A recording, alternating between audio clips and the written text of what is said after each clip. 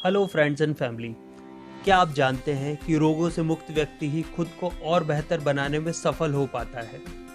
इसी कड़ी में आज मैं आपको एक इम्पॉर्टेंट न्यूट्रिएंट विटामिन डी और इसकी कमी से होने वाले दुष्प्रभाव के बारे में इम्पॉर्टेंट जानकारी शेयर करने जा रहा हूँ।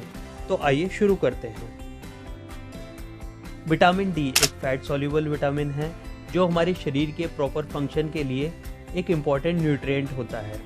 विटामिन डी कैल्शियम के अब्जॉर्प्शन के लिए, हमारी बोन की प्रॉपर ग्रोथ के लिए और हमारे इम्यून सिस्टम के प्रॉपर फंक्शन के लिए एक इम्पॉर्टेंट न्यूट्रिएंट होता है। हमारे शरीर को डेली कम से कम 600 इंटरनेशनल यूनिट विटामिन डी की नीड होती है।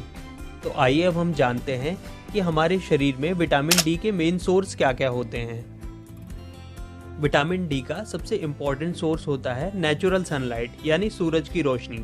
जब सूरज की रोशनी हमारी स्किन पर टकराती है तो हमारे शरीर में जमा सुपरफिशियल कोलेस्ट्रॉल विटामिन D3 यानी कोलीकैल्सिफेरॉल में कन्वर्ट हो जाता है, जो हमारे शरीर में विटामिन डी का नेचुरल सोर्स होता है।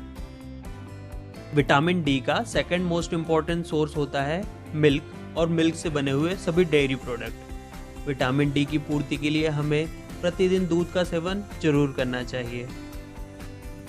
इसके अलावा विटामिन डी मुख्य रूप से अंडे में, मशरूम्स में, सीरियल्स यानी सभी अनाजों में, ड्राई फ्रूट्स जैसे काजू बादाम में, नॉन वेज जैसे फिश में, बीफ लिवर में मुख्य रूप से पाया जाता है। आइए अब हम विटामिन डी की कमी के प्रमुख कारणों के बारे में जानते हैं। सबसे इम्पोर्टेंट और कॉमन कॉज है रिड्यूस एक्सपोजर टू सनलाइट। अगर आप प्रतिदिन 20 मिनट से कम सनलाइट से एक्सपोज होते हैं तो आपको विटामिन डी की कमी हो सकती है। Reduce dietary intake of vitamin D. Vitamin D rich food का कम उपयोग करने से विटामिन डी की कमी हो सकती है। Decrease synthesis of vitamin D. कुछ बीमारियां जैसे liver cirrhosis, renal failure, hyperthyroidism में विटामिन डी की सिंथेसिस ही कम हो जाती है। Decreased absorption. कुछ बीमारियां जैसे celiac disease, Crohn's disease, pancreatitis, cystic fibrosis vitamin D के एब्जॉर्प्शन को ही रोक देती है, जिससे शरीर में विटामिन डी की कमी हो सकती है। कुछ दवाइयां जैसे स्पाइरोनोलेक्टोन, ट्राइफेम्पिसिन, क्लोट्रिमाजोल, डेक्सामेथासोन, फिनोबार्बिटोन, कार्बामाजिपाइन, जिनके यूज से विटामिन डी कम हो सकता है। इसके अलावा आनुवांशिक कारण जैसे रिकेट्स, जिसमें विटामिन डी की कमी हो सकती है। आइए अब हम जानने की कोशिश करते हैं कि अगर हमारे शरीर में विटामिन डी कम हो जाए तो उसके क्या क्या लक्षण हो सकते हैं, कैसे हम पता लगा सकते हैं कि हमारे शरीर में विटामिन डी की कमी हो गई है।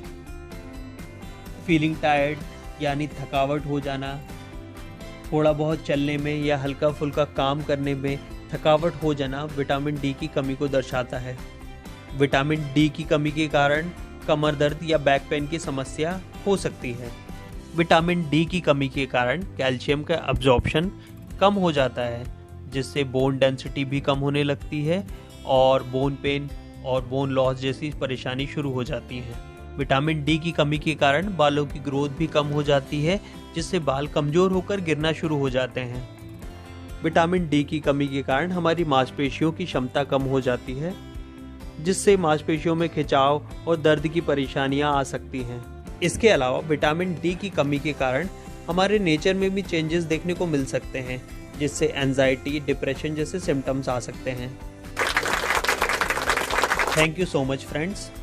नेक्स्ट वीडियो में हम विटामिन डी की कमी को दूर करने के उपायों और इसके इलाज के बारे में जानेंगे। अगर आपको मेरे द्वारा दी हुई जानकारी अच्छी लगी हो तो चैनल को सब्सक्राइब करना ना भूलें। स्वस्थ रहें, मस्त रहें। Good bye, take care friends.